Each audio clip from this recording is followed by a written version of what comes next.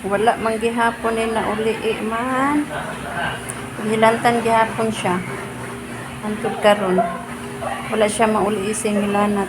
Umbot ganina gikuan siya kutro og dugo. Kay gi-test daan gi-utro og test ang ihang dugo.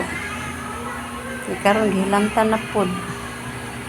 Dayon ang iya man diri o kay hubag yan diri ba? Ani hubag murag bayuok unsa ba?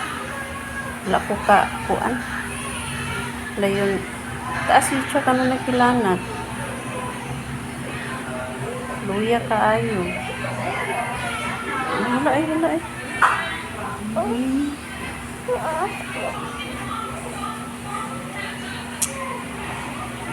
Luya kaayo eh. Mawala man yung hilanat. Nga kapila na siya nakakuan kaya ang yahang paracetamol inject man. Dili man ako may mapainom. I-inject. Dayon mawala, kadyot, dayon balik na po. Sud kayo. Nya. Di magpabiya na ako. Nalisod po kayo sa nga tanan ang iyang kuya, ang ako ang subuon dito sa gawas, mahadlok man po ko kay magtabok-tabok pa ya. Mahadlok ko og ligsan. Muna nga ako gyud biyaan ako siya maghilaka lagi kay gusto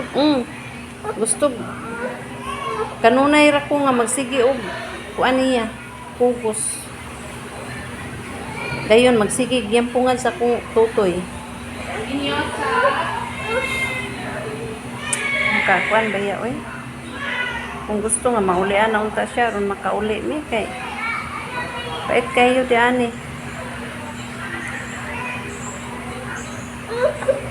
Kada adlaw gagasto og kwarta. Ang saya naman. Kay ang pagkaon dire mahal kaayo. Sa. Okay.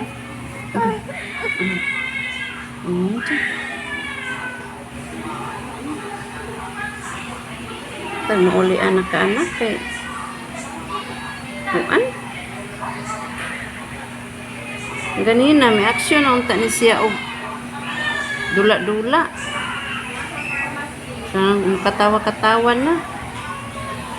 Oy, karon hilanta naman po. Ang hilanat kay 38.1. Yung hilanat.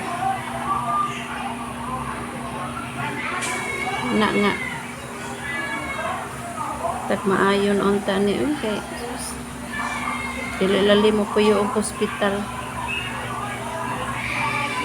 Bilar, kapoy, dayon sa papod ang imo ang budget diri. Sud kayo.